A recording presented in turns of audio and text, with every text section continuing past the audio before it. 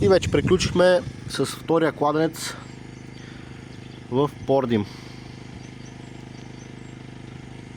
Доста добре си пълни. Тук излезе обаче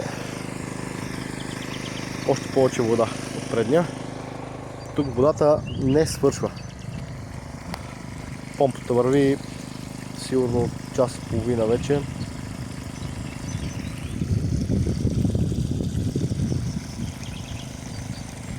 И не свършва водата. Много добра вода има.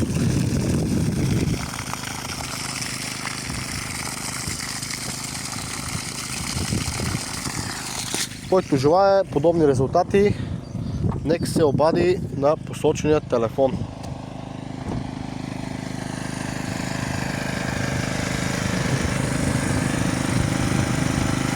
Лек ден на всички желая!